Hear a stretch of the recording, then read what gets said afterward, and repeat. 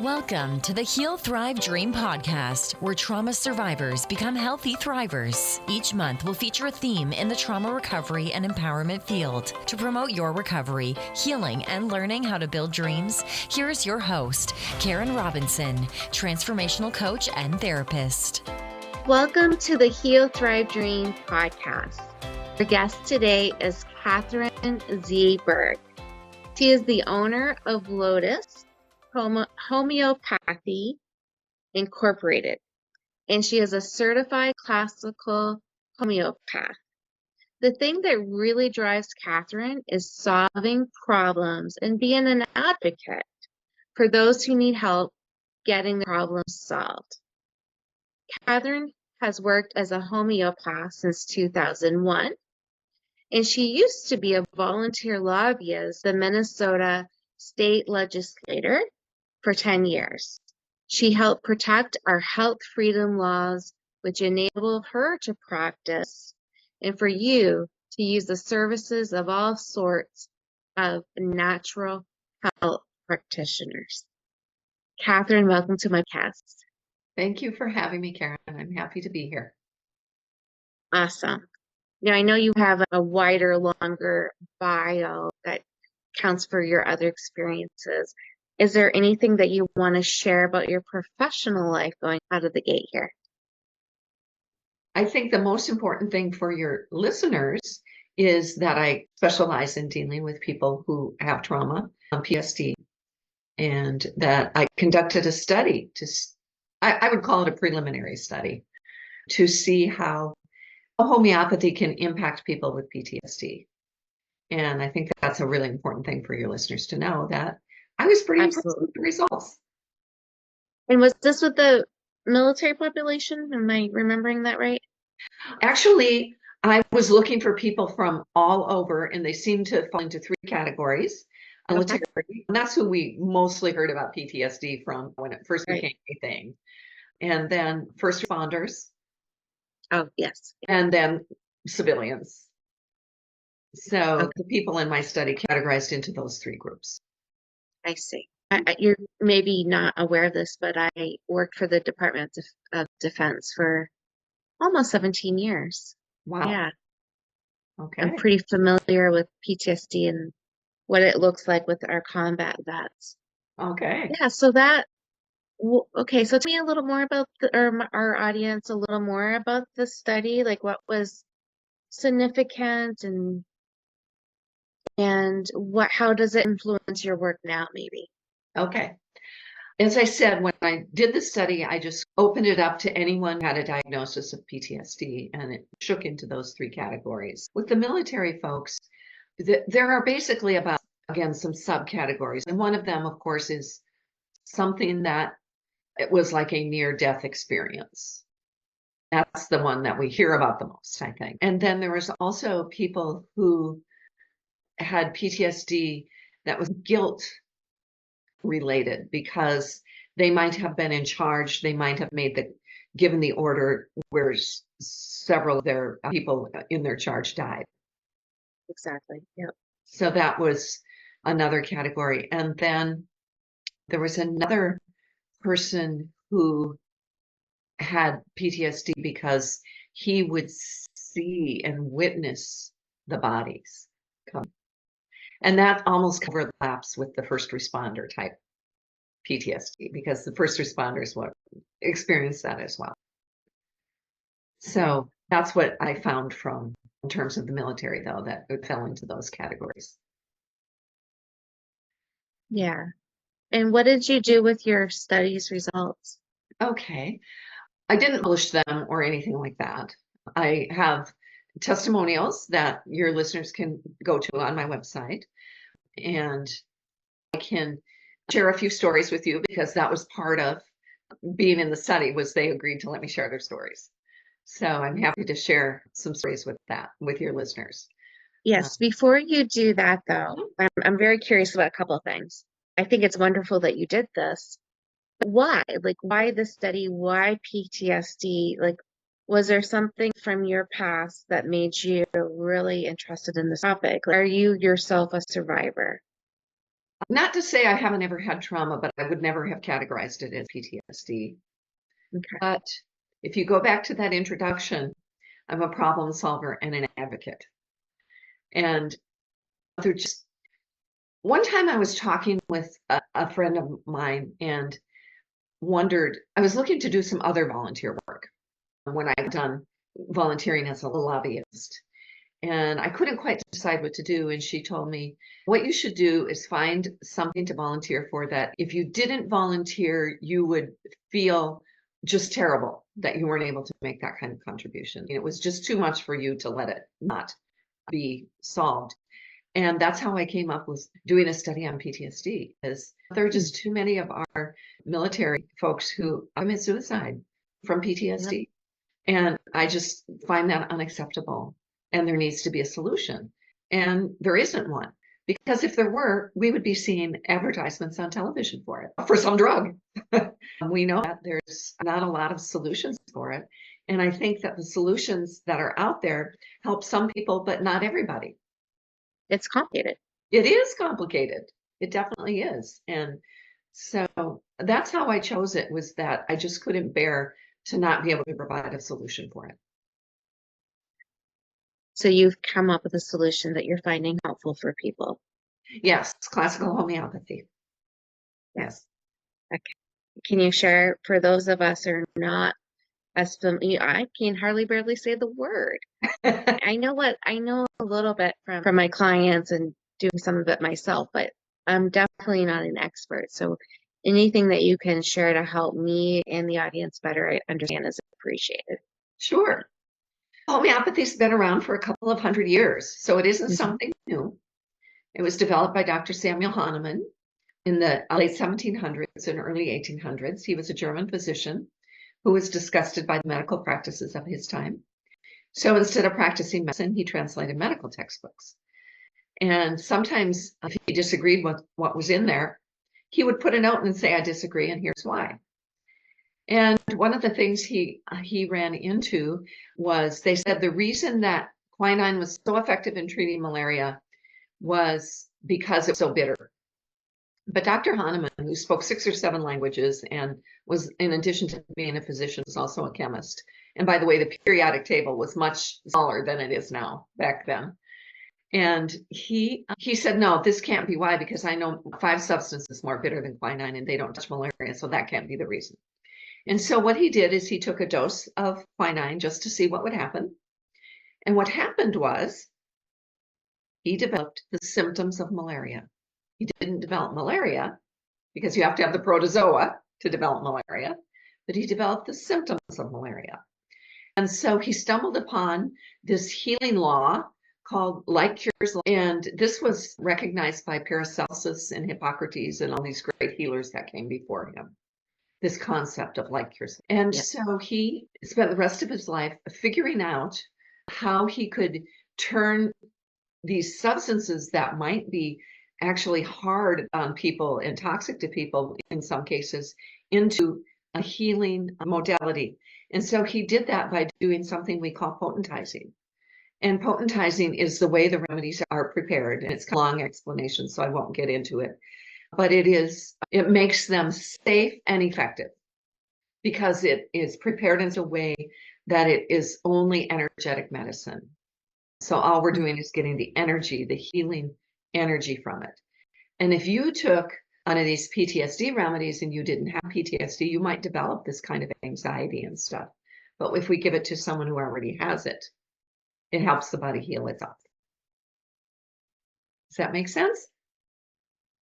Very, very cool. And yes, because I actually have something similar sent to me by a functional medicine doctor on testing for allergies. Little bottles. Yes. Yes. And allergy shots, by the way, were borrowed from homeopathy, that concept. So, yeah. So it's so cool. Yeah. Our goal as a practitioner is to find the right remedy so our clients' bodies can heal themselves.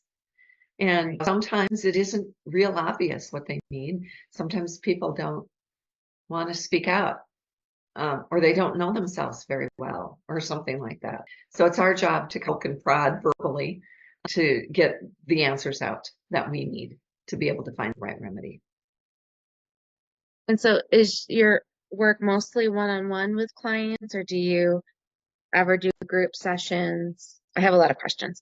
Yeah. Is it just one-on-one? Do you do group? Do you work with couples? Do you work in family systems?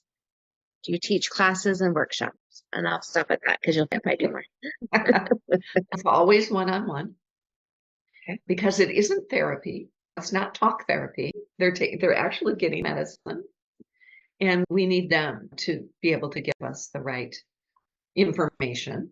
And a lot of times that doesn't happen if somebody else is in the room Right, with right. it, as you can imagine. And so the intake takes about an hour and 45 minutes to try to get their story. And then I need to match it with the stories of the remedies. And obviously there's a lot of what we call materia medica, which is information that's typed out. And then it's systematically organized into what we call a repertory of symptoms. And so if panic attack is one of your symptoms, or bad dreams that you're about to die, underneath that, in that repertory is all the remedies that are known to help cure that symptom. And we study the remedies themselves so we understand what the entire story is, not just a little story. So what's the difference between regular, I don't know if that's a term, homeopath and classical? Oh, okay. The opposite of a classical would be complex homeopathy. So classical homeopathy is the way Dr. Hahnemann practiced, because he was the founder, and that is one remedy at a time. And then there is sometimes people think that more is better. So they put a bunch of them in because they think that if one of the remedies in there is close enough to the right remedy, it'll help. And that is true. It might help them, but it also might not, because sometimes we have remedies that cancel each other out. And so if those happen to end up together, you won't know if you've gotten the right remedy or not, because something might cancel something else out. In your practice, are you mostly working with survivors of trauma, those with post-traumatic stress, or are you working with other people too, with other I work with problems? other people too. Yeah. Yes. And a lot of times, that the family members need a remedy also, not necessarily the same one, but because it can be hard to deal with people who are dealing with PTSD. And so Absolutely. for them to be supportive, and sometimes their issues come up as well. So. Is your favorite part of the work, is it the finding the solution? Yes. Like a Absolutely. detective? It never gets old. Yeah. It never gets old to have a client come back, and I take very copious notes when I'm working with my clients. And sometimes when I used to write them by hand, I could get up to 20 pages sometimes of handwritten notes. Oh, wow. And now it's more like 5 or 6 typewritten pages on an intake appointment, the first initial consult. Yeah. So let's go ahead, and I feel like some basic information about what you do has now been expressed, and just in case people listening can understand, maybe it would be great now to share a case or two with us. Sure. Whatever intuitively feels like the right choices for you. Sure. Let's start with a military case or two, because honestly, they're the easiest ones for the most part. How come? Because so many of them have the same symptoms. And in a lot of cases, it's like a layer. And there's something else underneath it, but it's this layer. And once we can get rid of the layer, you can look and see what else is underneath it. But it's an experiential layer. So I had a client who part of his dreams were that he is caught without a weapon, that he's deployed somewhere overseas and he gets in a situation that he's caught without a weapon. Yeah. Guess what? That's what actually happened to him. And so he's having a dream about something that happened in real life. And I gave him one remedy at first and it helped, but I felt like it was a kind of a superficial help. And so I switched his remedy out. And he also was one of these people who had gotten a bad batch of a vaccine and caused a lot of problems with his kidneys. And he got kidney stones all the time. Yikes. Yeah. And so once we got this layer taken care of these dreams, and these dreams went away, then we were able to actually deal with the kidney problem as well. So I don't just deal with mental and emotional symptoms, but physical symptoms as well, because they often go hand in hand. It's really important. I want to just step back for a second and talk about the way homeopathy works is on the level of delusion. We're all delusional, by the way. We all have things about our lives that feel like they're true, but they probably aren't. And like, I've had people come in and say, I just think nobody likes me, which is completely not true, because they're very likable people, perhaps. See, that's a delusion, an everyday delusion that has nothing to do with PTSD, but just an example. Or a mistaken belief. Yes, yes. Yeah. And the dream feels probably more real, but we've all heard stories of, and it's featured in TV shows, right? PTSD is where somebody's mind kind of shifts from the present to what happened, and they're back in that battlefield or something again. So that's a delusion. So if we know what that delusion is, and if they can tell me what they feel from that delusion, then I can find a remedy that has that same delusion. Now, if the delusion is I feel like I'm going to die right here and now, there's 3 or 4 really good combat related remedies that can cover that. And then I just need to isolate it down and see which one is the best one. Then let's look at a civilian case next. Before you do that, so after you found solutions for this person, how did it change their life? Like, how do they know, and how do you know it worked? Like, what was different? He doesn't have the dreams anymore. Okay. So better sleep maybe too? Better sleep. Yeah, he does not have the dreams anymore. And what about his kidney stones? We were able to detox that out with a homeopathic remedy that was made from the vaccine that caused the problem. Okay. Yeah. He's a happy camper. I just thought like it's important to share that. Oh, yes, I think it is too, and thank you for asking. Yeah, I gave him these things, and then I went on to the next patient. Yeah, yeah. Okay, cool. We're ready for the next one. Okay. All right. Well, there's a really common circumstance that happens to civilians. It can happen to anyone in the military too, where you get in sort of these, I was almost in a car accident. I was almost crashed. I almost got hit. And then when you try to drive, you're just like, gripping the steering wheel, and you feel like you're going to be in an accident again, or in your accidents, you're going to actually get in one. And I remember a client of mine many years ago, the remedy she had was working, and then it stopped working. And then I'm trying to get to the bottom of all of it and everything. And then she says to me, just as she's leaving, a lot of times homeopaths gather information just as people are leaving. It's like they decide that they remember something, or there comes to them. That happens in therapy too. Yes. And she says, I'm still really bothered from that accident I almost got in. Tell me about that, because she had never told me about it. So I gave her a remedy. This is one your listeners can probably pick up at a food co-op or order online. Is a remedy called aconite. And it's a remedy for, I feel like I'm going to die right now. Not tomorrow, not the next day, now. Okay. And there are other, I feel like I'm going to die, or I feel like I could die. That's very different than I feel like I'm going to die now. And so that is the remedy I gave her. And so she took a couple of doses of that. And when she came the next time, that was all completely gone. I had her repeat the previous remedy that had been working, and it started working again. So there was this little layer that was in there that we had to get rid of before her other remedy could work again. Yeah, so it's really important not to give up, to keep being that detective until you can remove those little extra layers that get in the way. Yeah.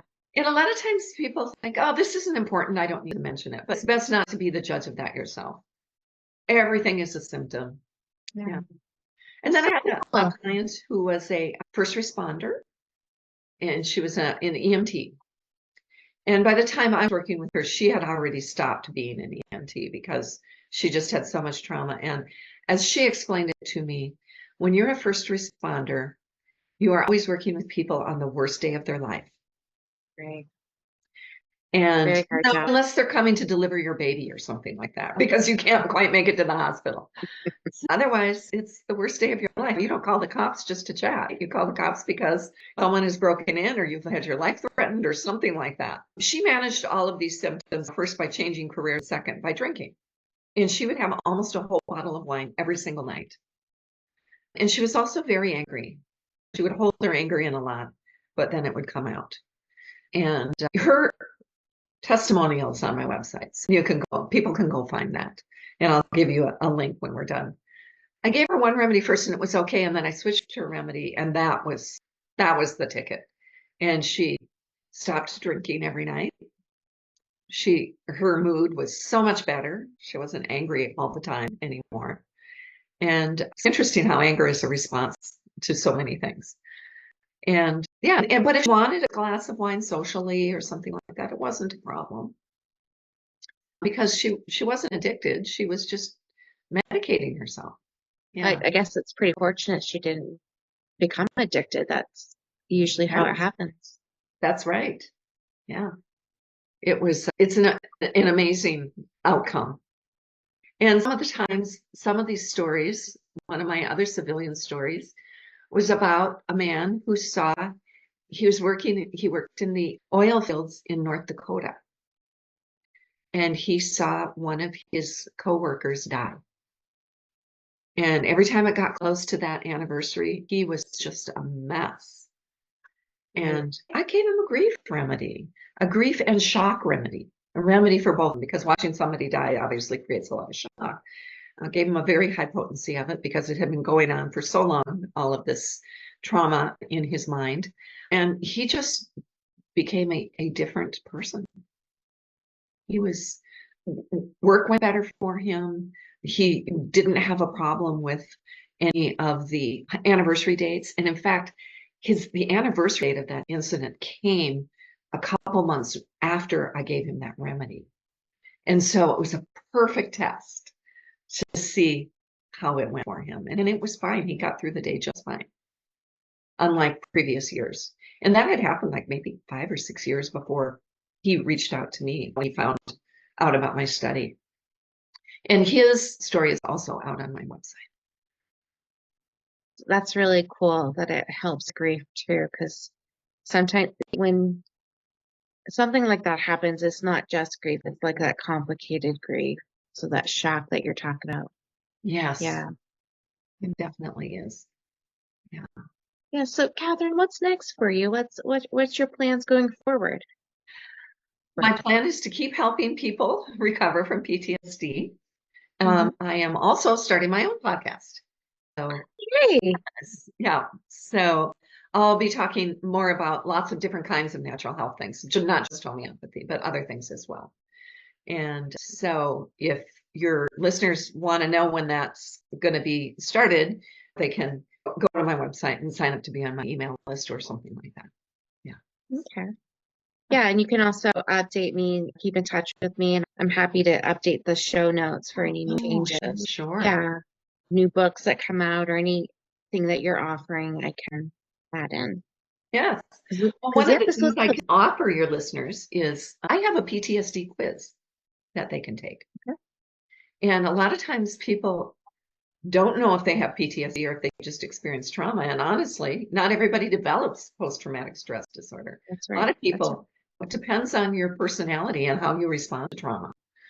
If people aren't sure or they want to know just how bad it is, I have a 17-question quiz on my website, and I created it so that I could have some beginning and ending data for my study. And this particular one is not the exact one that I used for my study. This one has just yes and no questions, and they come from a questionnaire that was created based on the DSM-5, and it was the Anxiety and Depression Association that put it together. And I tweaked it a little bit to make it make more sense to me. And then if people actually become a client for me and get help, they would take a more extensive initial questionnaire. Okay. So share it with the audience. I'll have it in the show notes too, but go ahead and share your website. Okay. The website that they should go to is ptsdquiz.com. And that will take them to my regular website on the PTSD page. And there'll be a link there they can click on to start the quiz. And they can also scroll down and find a whole bunch of testimonials on that same page that it takes you to. Beautiful. So, yeah. Yeah. All right. Is there anything you feel called to say?